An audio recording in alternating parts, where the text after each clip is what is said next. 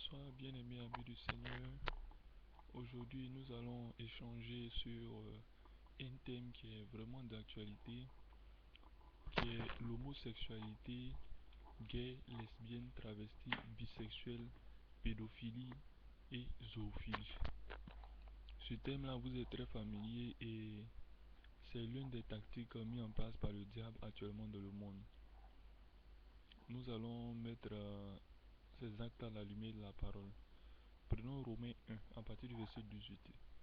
Du haut du ciel, Yahweh manifeste sa colère contre les hommes qui ne l'honorent pas et ne respectent pas sa volonté. Ils étouffent ainsi malheureusement la vérité. En effet, ce qu'on peut connaître de Yahweh est clair pour eux, Yahweh lui-même le leur ayant fait connaître. Car depuis la création du monde, les perfections individuelles de Yahweh, sa puissance éternelle et sa divinité se voient dans ses œuvres quand on y réfléchit.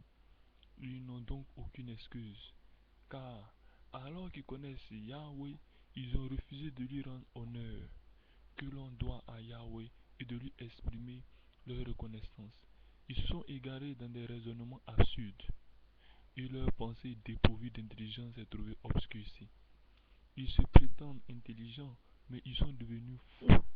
Ainsi, au lieu d'adorer le Yahweh immortel et glorieux, ils adorent les idoles, images d'hommes mortels, oiseaux, quadrupèdes, reptiles.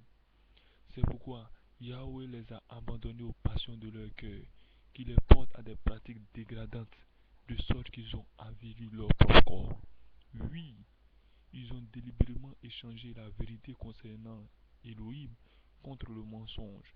Ils ont adoré et servi la créature au lieu du Créateur, qui lui est loué éternellement. Amen. Voilà pourquoi Yahweh les a abandonnés à des passions avérissantes. Leurs femmes ont renoncé aux relations sexuelles naturelles pour se révéler à des pratiques contre nature. Les hommes de même, délaissant des rapports naturels avec le sexe féminin, se sont enflammés de désir les uns pour les autres. Ils ont commis entre hommes des actes honteux et ont reçu en leur propre personne le salaire que mérite leur égarement. Ils n'ont pas jugé bon de connaître Yahweh. C'est pourquoi Yahweh les a abandonnés à leurs pensées faussées, si bien ils font ce qu'on ne doit pas. Ils accumulent toutes sortes d'injustices et de méchanceté, d'envie et de vices. Ils sont pleins de jalousie, de meurtre, de querelles, de trahison, de perversité. Ce sont des médisants, des calomniateurs, des ennemis de Elohim, arrogants, orgueilleux, fanfarons, ingénieux à faire le mal. Ils manquent à leur devoir envers leurs parents. Ils sont devenus intelligents. Ils sont dépourvus d'intelligence et de loyauté, insensibles, impitoyables. Ils connaissent très bien la sentence de Elohim qui déclare passible de mort ceux qui agissent ainsi. Malgré cela, non seulement ils commettent de telles actions, mais encore ils approuvent ceux qui les font. Bien-aimés amis du Seigneur, faites très attention.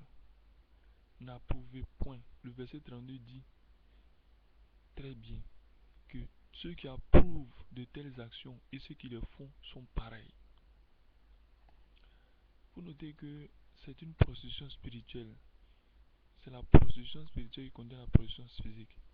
L'apôtre Paul explique une vérité absolue. Tant que la terre sera terre, si l'homme s'adonne à l'adoration d'idoles, abandonnant ainsi Yahweh et Yeshua, l'Éternel le plongera dans la désobéissance pour le condamner et le jeter plus tard dans le lac de feu et de soufre, un lieu de douleur et de tourment indescriptible. Dans ce lieu, ils ne pourront plus se vanter de faire ce qu'ils veulent, comme ils aiment le prétendent à qui veut l'entendre. En réalité, le libre arbitre est une pensée démoniaque transmise au fils de la perdition. La Bible dit en Galates 19 à 21, car c'est par la loi que je suis mort au régime de la loi afin de vivre pour Yahweh. En effet, j'ai été exécuté avec le Macha. Ce n'est plus moi qui vis, c'est le Macha qui vit en moi. Ma vie en tant qu'homme, je la vis maintenant dans la foi au Fils de Yahweh qui, par amour pour moi, s'est livré à la mort à ma place. Ainsi, je ne rejette pas la grâce de Yahweh en revenant à la loi. En effet, si c'est l'obéissance à la loi qui permet d'être déclaré juste, alors le marché est mort pour rien. Éphésiens 2:10. Ce que nous sommes, nous le devons à Yahweh. Car par notre union avec le Mashiach, Yeshua Dieu, par le Mashiach, Yeshua, Dieu nous a créés pour une vie riche d'œuvres bonnes qu'il a préparées à l'avance afin que nous les accomplissions. Le verset qui va suivre est si vocateur que je n'ai même pas, je ne puis même le commenter. Romains 14, 7 à 8. En effet, nul de nous ne vit pour lui-même et nul ne meurt pour lui-même. Car si nous vivons pour le Seigneur. Et si nous mourons pour le Seigneur. Soit donc que nous vivions, soit donc que nous mourons, nous sommes au Seigneur. Bien-aimés amis du Seigneur, on ne peut pas appartenir à Yeshua et pratiquer ce genre d'actes abominables. Ce n'est pas possible. C'est se blaguer soi-même et se tromper les autres. On ne peut pas appartenir à Yeshua, comme le dit le verset 32 Romains 1, et en même temps approuver ce genre d'actes abominables.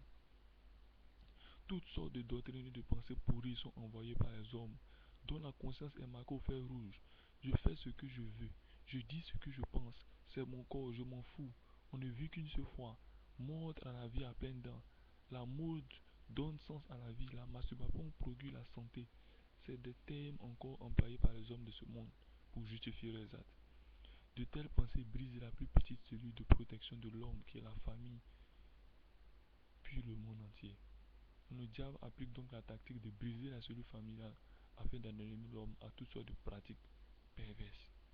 Une fois la cellule familiale brisée loin de Machia, les membres deviennent des proies faciles. Ainsi, le lion Satan les dévore aisément. C'est aussi simple que ça. Une fois que la cellule familiale est brisée, chacun va aller dans son endroit et le diable va le dévorer. La Bible nous dit dans 1 Pierre 5, verset 8, ne vous laissez pas distraire, soyez vigilants. Votre adversaire, le diable, rôde autour de vous comme un lion rugissant qui cherche quelqu'un à dévorer. Donc, d'autres versions disent cherchant qui dévorer. Comprenez-vous le mot distraire? Le mot distraire prend ici le sens de détourner. Mais de quoi vous détourne-t-il? Réalisez le dernier mot, Romains 1,18, la vérité. Question. Qu'est-ce que la vérité ou qui est la vérité? Jean 14, 6. Yeshua lui dit, je suis le chemin, la vérité et la vie. Nul ne vient au Père que par moi. Le diable est très malin. Il vous distrait par la télévision avec des émissions pourries. La dureté de la vie instaurée par les satanistes qu'ils installent dans le monde à travers tous les gouvernements mondiaux et l'église papale. Les messages pornographiques d'Internet, les journaux locaux, les religions, les sectes et communautés de pensée philosophique, la politique, les pouvoirs occultes, par l'argent ou le pouvoir, par la vaine gloire des hommes, et que sais-je encore. Bien-aimés, la procession spirituelle n'est nulle autre chose que l'idolâtrie. La procession physique découle de la procession spirituelle qui est l'idolâtrie. La première procession est voulue par l'homme. La deuxième procession est imposée dans le cœur de l'homme par Yahweh.